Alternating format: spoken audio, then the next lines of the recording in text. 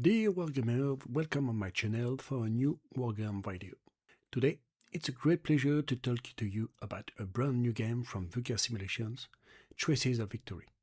Before this presentation, and to add more context, I have participated to the playtest of this game and have received a game box from Vuca to help me create this video.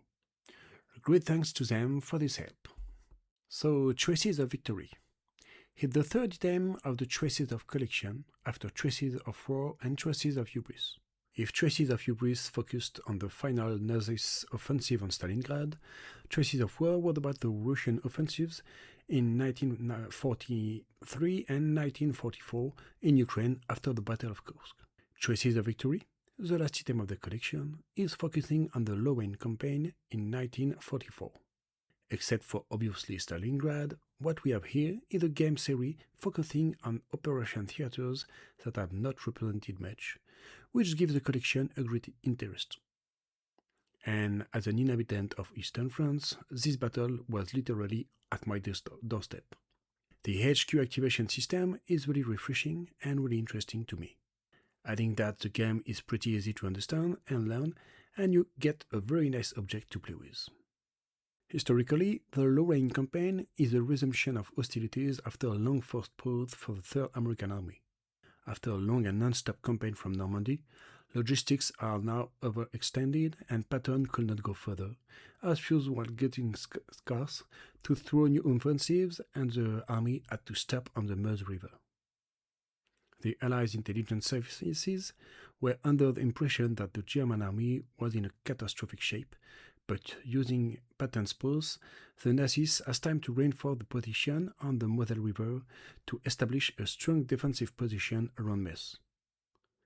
When the Third Army was allowed to go further in September and October 1944, Patton thought they could cross the Moselle River and rush to the Rhine in order to cross it and create bridgeheads for later advances. But the Allied units will quickly understand that the Germans were not turning their back anymore and were fighting back hard. Relentless fighting in the Metz sector showed no quick progression as Patton hoped. It is on the Nancy sector that the situation will improve for the Allies, as their attack south of the city succeeded and the German counterattacks were stopped after several days of fierce fighting. It's right at this moment that the game starts. The German army wants to hold long enough to reinforce the position on the Siegfried Line, while the American army wants to seize several key objectives to take possession of the area. Let's fight!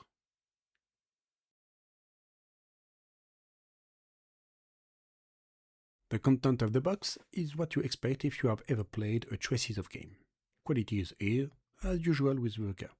In this nice box, you will find 3 counter sheets to represent the German armies, the Allied ones, the HQ and all markers that make the game work, a 15-page rules book, a nice map representing Eastern France, from Moselle River to the Rhine, with the first axis of Germany. 2 double-page player aids, very complete and useful for the whole game. 3 tracks and lead boxes, 1 for each side plus 1 for the turns and weather tracking. And finally, 2 dice. That's not a lot of components, but that makes sense given the limited theater of operation and the game system that is quite simple and doesn't require endless markers.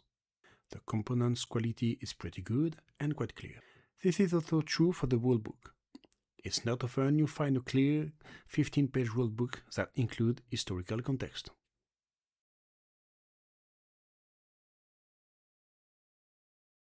Take a look on the details of this grid map. On the west, we are starting with the banks of the Moselle River from Thionville and Metz to the Nancy sector down south. The south is limited by the Vosges Mountains, from where the 7th US Army will arrive from the Provence landing. The east is limited by the Rhine, that you won't cross in the game. Finally, the north starts from Luxembourg and goes to the Saar, the first German land, in which flows the Saar River, and where you will conquer the first German objectives. On the map, you can see several rivers. Except the Rhine that is not really possible, we will find 2 kinds of rivers. The great rivers, named rivers in the world, are the Moselle River and the Saar River. The other rivers are called streams and red represents small rivers and canals.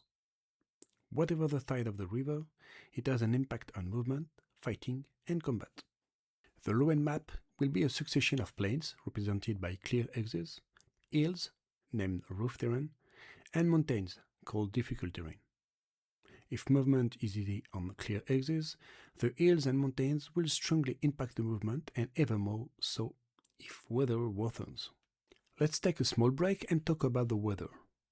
Because yeah, this campaign takes place in November in Lorraine, and trust me, I live there, the weather can really be a pain in the ass. And this is exactly what happened in autumn 1944. The Model River overflowed its bank when the US Army crossed it in the Thionville sector. In the game, it will be particularly impactful when it rains and the mud markers are placed. Each turn, we will determine the current weather. It could be clear, light overcast, heavy overcast, and rainy. For the first turn of the game, the weather is already determined to heavy overcast. When rolling a die to check the weather, the previous turn's weather can influence it at the DRM. Speaking about the impact in the game, when the weather is rainy or heavy overcast, the US player won't have any air support. When it rains, we will add a mud token on the current turn and the following one. The mud will strongly impact your movements and fighting, as attacking in a muddy field is all but easy. After this short break on weather, let's come back to the various terrain we will find on the map. Let's have a look on the fortifications that we will find around the city of Metz and north of it with the fortress of Königsmarker near Thionville. Note that also present on the map are the Maginot Line and the Siegfried Line that will give bonus on defense and will slow down movements. Many small cities on the map will give a small bonus on defense, but big cities will create a shift for the defender. Hopefully, to help you move into this complicated region of Eastern France, there is a whole network of roads that will help your movement. Finally, you can find the supply sources on the map for both players. So what we have here is a very beautiful and simple map that makes it easy to place and move your markers. And that is the topic of the next chapter.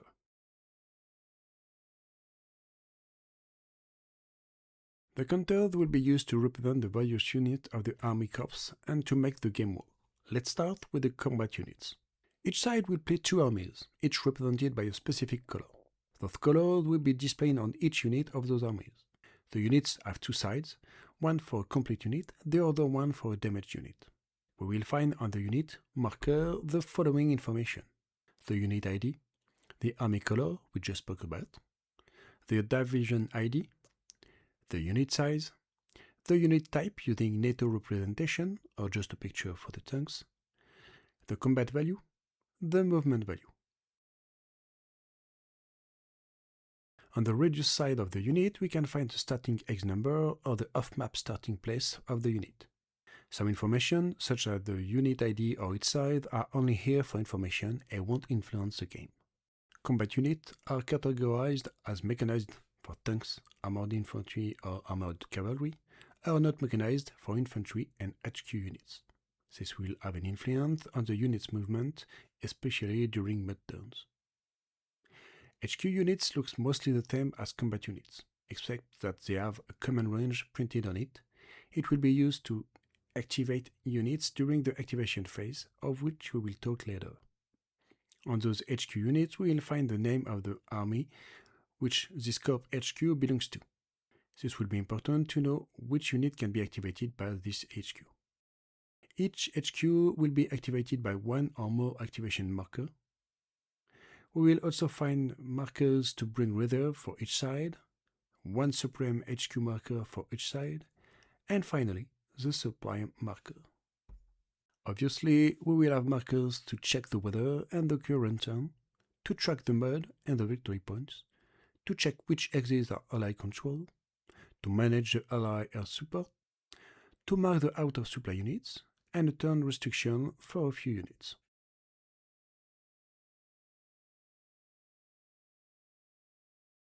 The sequence of play is quite simple. First of all, we need to determine the weather for the current turn. To do so, we will roll a die using modifiers and we will check on the weather table what's happening. The following die roll modifiers are cumulative.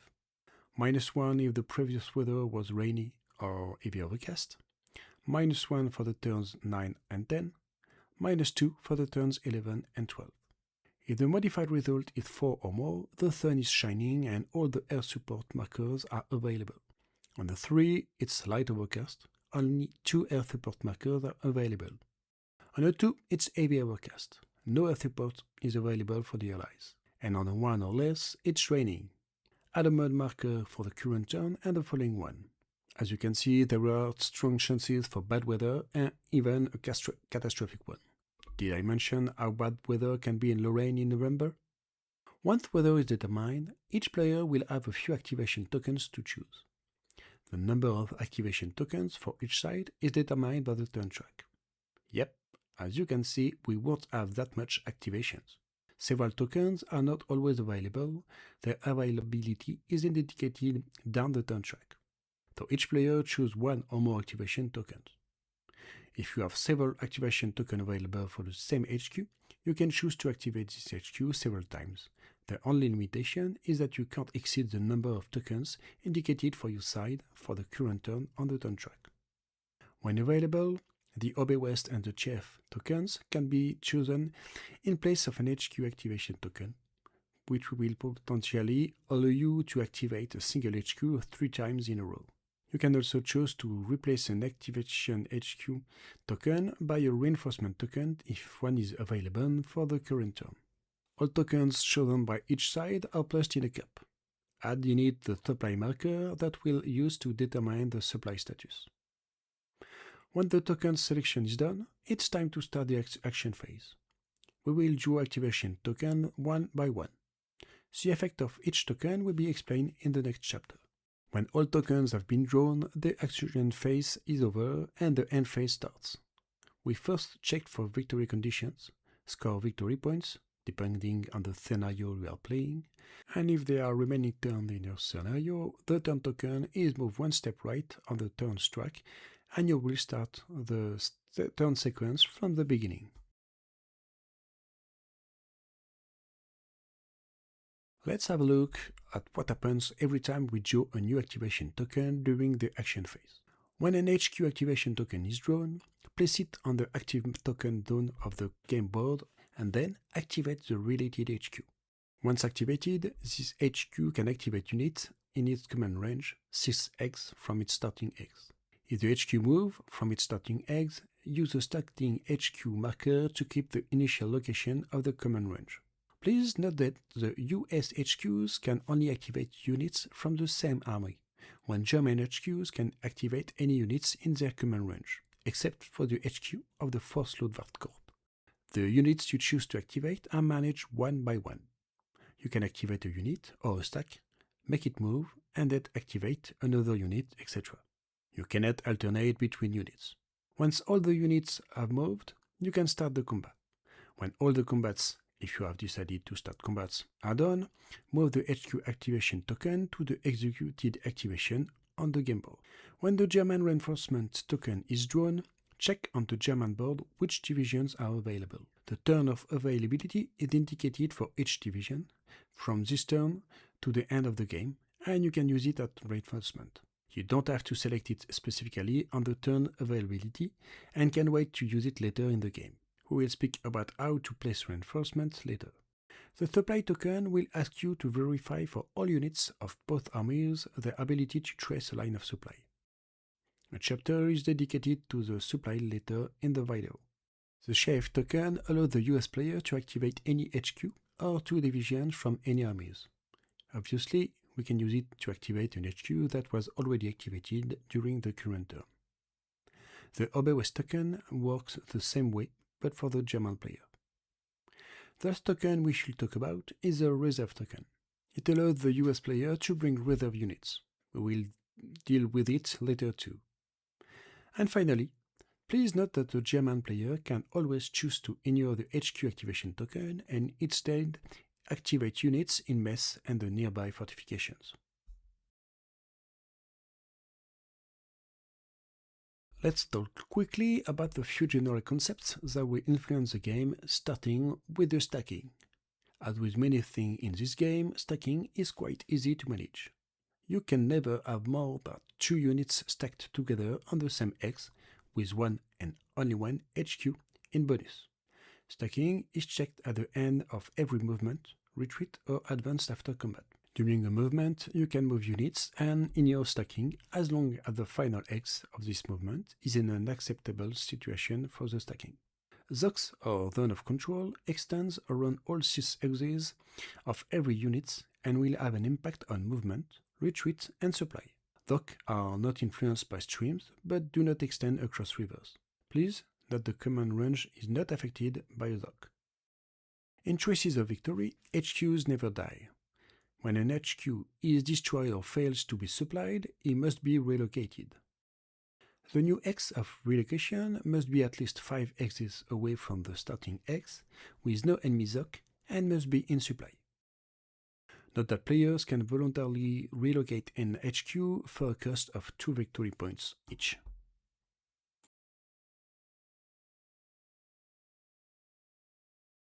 As we have seen on the unit markers, each unit has a movement capacity. When a unit is activated, it can move and spend movement points for each X it enters.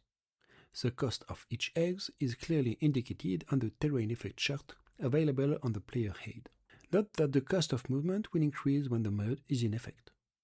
Obviously, a unit could not stop its movement in an X where the stacking limit is exceeded and cannot leave the map. As you can see, infantry is not gonna move fast, especially during the rain. Hopefully there is a road network that allows you to pay only 1 movement point for each X when you move along the road, and even less for the mechanized units during clear weather. But roads in difficult X will be less interesting, especially during mud. Rivers and streams will have an impact on movement, except while crossing through a bridge. It would make controlling bridges really important, especially for the defender. Enemy ZOC will impact movement too, adding 2 movement points when entering or leaving an enemy ZOC. This will strongly degrade your movement and your ability to outflank the enemies. Crossing a river will be impossible if both the starting X and the destination X are in an enemy ZOC, even if a friendly unit negates that ZOC. You will regularly have to fight across rivers to open the way for your troops, while obviously suffering penalties in the process.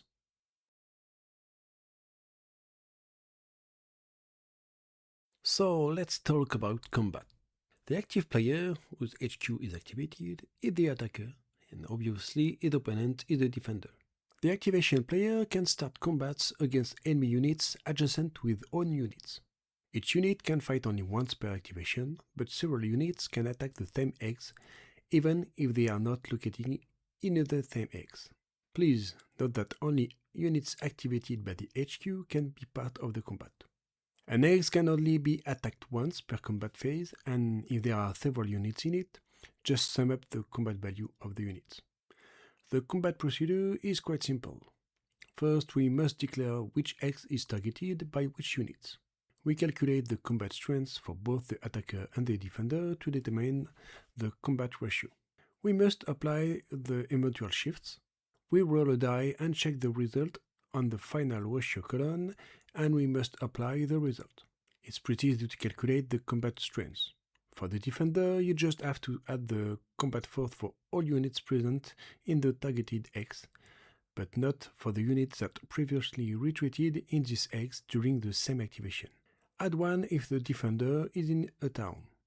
For the attacker, we must sum up the combat force of all attacking units. Units attacking across a river have their combat force divided by 2 and rounded down. Once the 2 combat forces are determined, we get a ratio. We must round down, so a 10:7 ratio is equal to 1:1. Once the ratio is determined, we must apply all the shifts. Terrain effects, described on the terrain effect chart of the player HUD, that will give bonus shifts for the defender. 1 shift for defender when mud is in effect. Air support bonus gives 2 shifts when it's used for the attacker, 1 shift only when used on defense. And combat intensity will give 1 or 2 shifts. The minimum ratio to attack is 1:2 before the terrain shift, We cannot attack if the ratio is lower before starting the combat or if we are lower than that after all shifts are applied. All ratios above 10:1 will be treated on the 10:1 column. In the rare case where the defender has a 0 force combat value, the combat will be treated at a 10:1 ratio without any shift used. We spoke about combat intensity. Let's look at this shift. When attacking, a player can decide to raise the combat intensity by 1 or 2. Let's consider that in case of a crucial combat, fighting units are going to do their best to have a good outcome, even if they suffer casualties doing so. After the combat result, and after having applied possible casualties, we will roll a die to know if the attacking unit take an additional loss. For a combat intensity of 1, the attacker gains 1 shift, and after the combat, one attacking unit will suffer a step loss on a 1 or 2 on a die roll. For a combat intensity of 2, the attacker gains 2 shifts, and we have to take an additional casualty on a 1 to 4 on a die roll. We will obviously keep the combat intensity bonus for real important combats. Once you have rolled a die on the combat table in the targeted column, it's eventually time to apply the step losses. It's always the unit owner that chooses on which unit to apply a loss. In case of a result indicating a retreat, or RR, the defender will have to retreat and then the attacker could make an advance after combat. After that, we check if the attacker needs to check for an additional step loss. It could happen on a result with a small white star. In this case, roll a die and on a 6 the attacker takes an additional step loss, prioritizing the units that made an advance after combat. The retreat procedure follows a few rules. A unit must retreat to get closer to an X that will make it supplied. A unit in a fortification or a city cancels 1 hour of the retreat. It won't retreat on a single R and will retreat only 1 X on a RR result. A stack of units that retreat can split its force during the retreat, but all units must retreat the number of X's given by the combat result. Any unit that retreats in an X where there is an enemy Zoc, even with a friendly unit, will take a loss. A retreating unit must satisfy as much as possible of the following conditions. The stacking limit must not be exceeded on the last X of the retreat. It must enter in the fewest enemy Zoc possible. A unit that retreats and is forced to end in another stacking situation can continue retreating until it reaches an X where the stacking limit is good. If not possible, the unit is destroyed. A unit that must retreat in a prohibited terrain, across the Rhine without a bridge, or across a river on the second X of the retreat, is destroyed too. If after the combat the targeted X is empty, due to the elimination of the defender or thanks to a retreat, the attacker can make an after-combat advance. This is a voluntary move, and the first X must be the targeted one. Non-mechanized units can only advance 1 X, while mechanized units can advance a second X, even if the defender only retreated 1 X, but only if the second X is a clear one and not across a river, even with a bridge. And Zoc do not count during the after-combat advance. Obviously, the advancement ends with a valid stacking limit. Finally, note that mechanized units can attack in difficult terrain, but are not allowed to make an advance after combat after that. And here we are. That's all for the combat. As I said, it's quite easy to manage.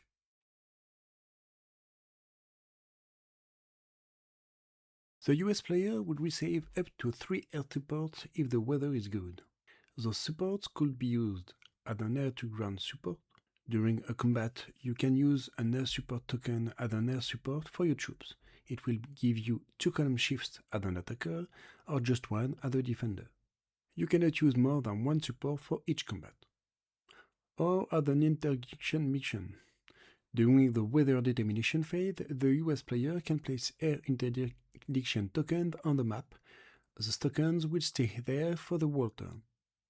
Each interdiction token will impact German movement. adding a cost of +1 movement point for the targeted eggs and the 6 eggs around this one. This addition is both for entering and leaving the eggs. Note that 2 markers from distinct eggs have their effect cumulated, giving a +2 movement point. Once a marker is used, place it on the used health support box on the allies board.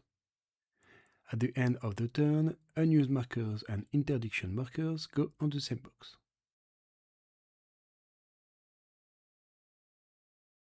When the supply marker is drawn, we must control the supply status of each unit on the map. To do so, for each unit, we check if it can trace a line of supply. This line is a non-stop line of exits from the unit to a supply source, but it cannot pass through an X controlled by the enemy, an X occupied by the enemy, an enemy ZOC, except if it is negated by a friendly unit, and a river without a bridge.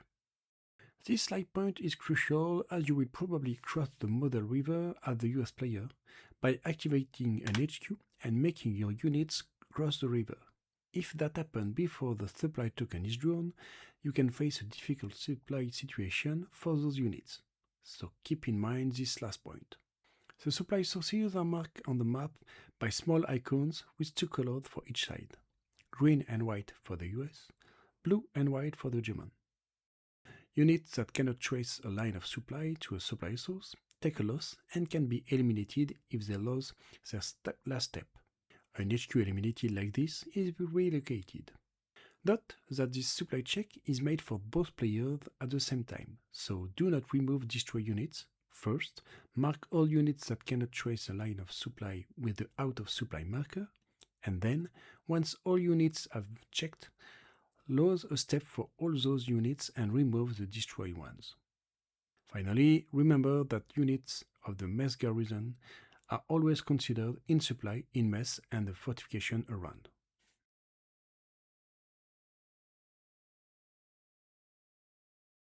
Each player can receive reinforcements during the game, but they do it in a different ways.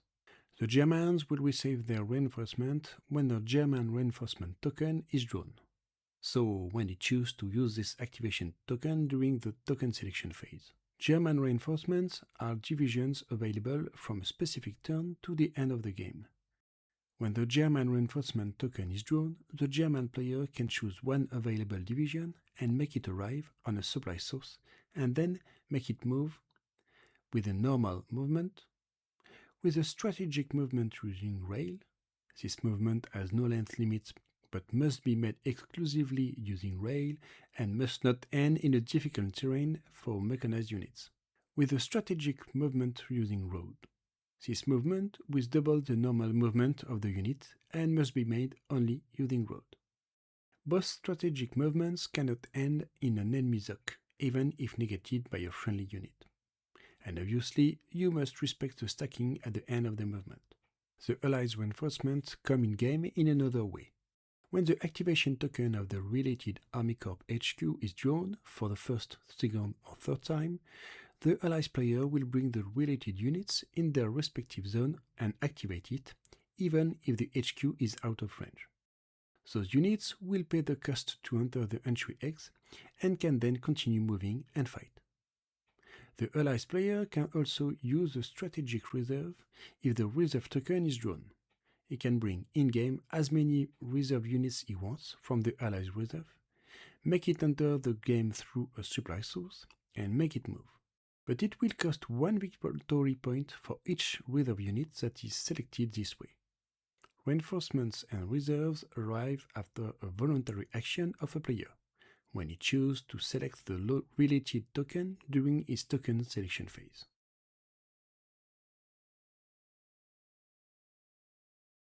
Let's talk about a few special rules, some of them we already mentioned during the video, but that need to be clearly explained.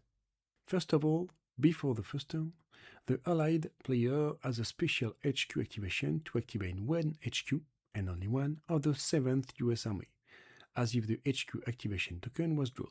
The activated units will move and fight, but keep in mind that mode is in effect. It will strongly restrict the mobility of the activated units.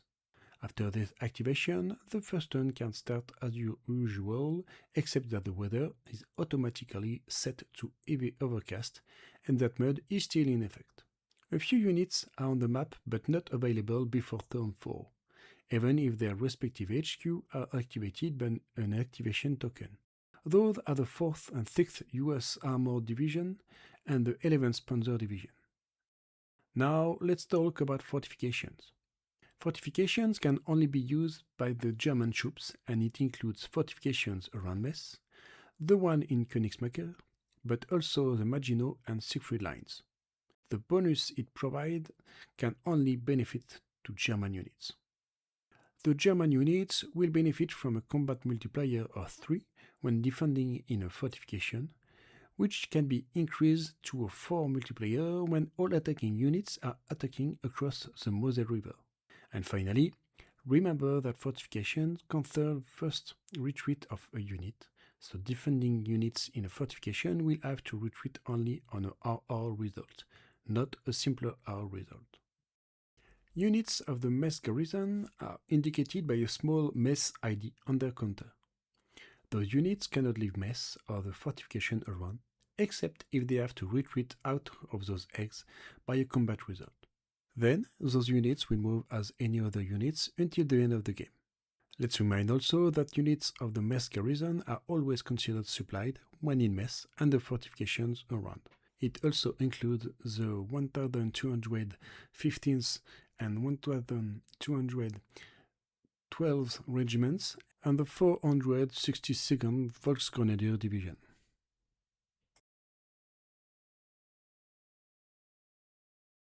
In the game, you can find 3 scenarios. The pattern attack that will focus on the north of the map and the assault on Metz and Saarbrück. The patch advance that will center the game on the 7th US Army advancing from the south in order to conquer Strasbourg and the Saverne Pass. And obviously, the campaign, called Combined Assault, that will allow you to play both attacks during the same game. The 2 first scenarios give clearly defined victory conditions. But for the campaign, we have more general conditions. Even if there is an automatic victory available, that's really difficult to accomplish for the Allies player, or only if everything works perfectly fine during the game. Don't count on it and focus on the victory points to win the game. There is a victory point scale available in order to check where you find yourself. It goes from a major Allies victory to a major German victory. At the end of each turn, we will check if the Allies player controls some objectives eggs. Each objective gives victory points if it is controlled by the Ally player and able to trace a line of supply. Each egg of Strasbourg gives 3 victory points. The city of Metz gives 2 victory points. Each egg of Saarbrück gives 2 VP. And finally, the Saverne Pass gives you 1 victory point. But be careful, because the US will lose victory points every time a unit is eliminating during combat or failing to trace a line of supply or retreating out of the map. It will cost 4 victory points for each HQ, 3 victory points for each mechanized unit, 2 victory points for non-mechanized units, and 1 victory point for each unit that is already flipped to its reduced phase. Count those points at the end of the game to keep it easy to calculate. As you can see, the Allies player can easily have negative points if he makes stupid decisions, so you will have to go for 1 or more objectives, but not at a too high cost.